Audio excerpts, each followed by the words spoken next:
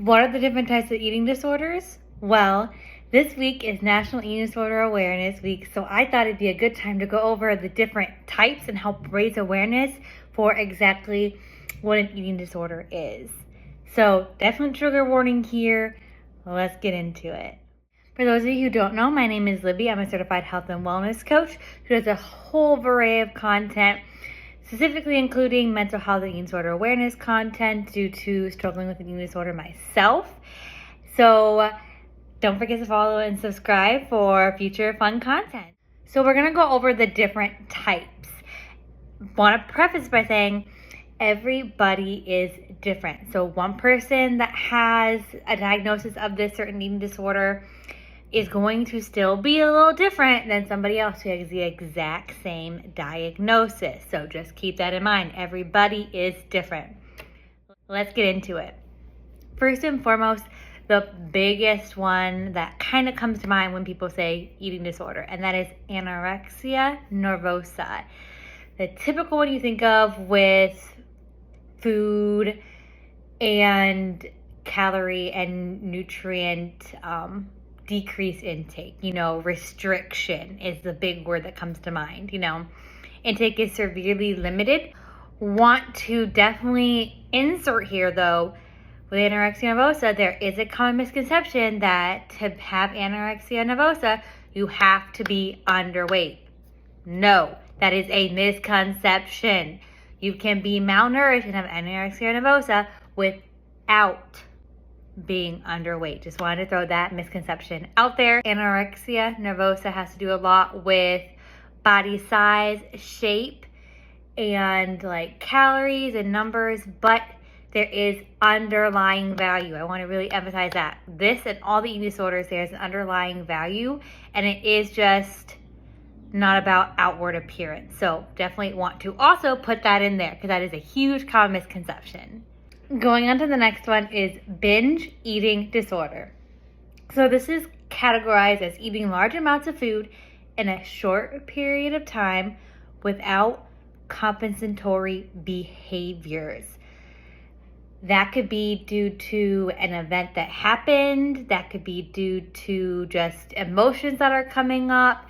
It could be due to many things. Everybody's trigger that causes them to have that increased amount of intake and that binge is different.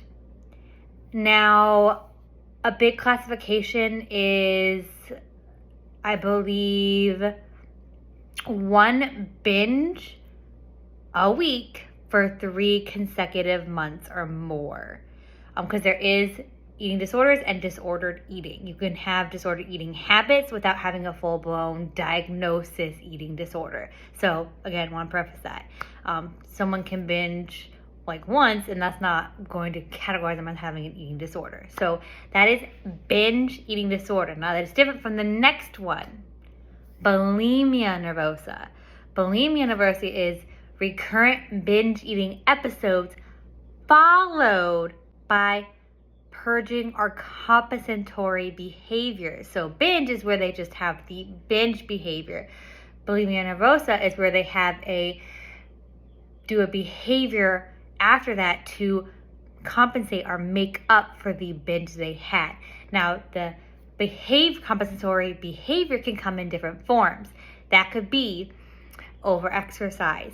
That could be legitimate purging, so to speak. That could be diuretics, water pills, restriction, many different compensatory behaviors. And those, of course, again, vary by person. That's right, you got it.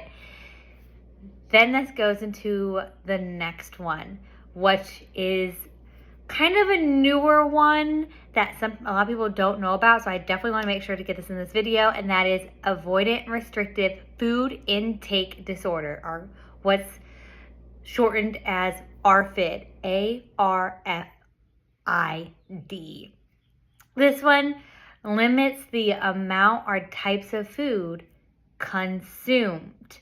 Now, to go further into this, a lot of it has to do with either texture, taste, color, memory association, and a lot of sensory issues or triggers.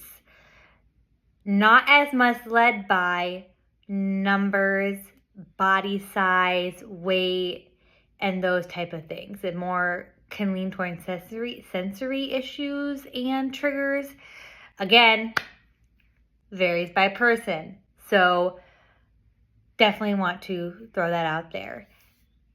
This could be a person severely restricts a certain type of food because the texture makes them want to gag. So for fear of throwing up, they avoid and completely get rid of that food group.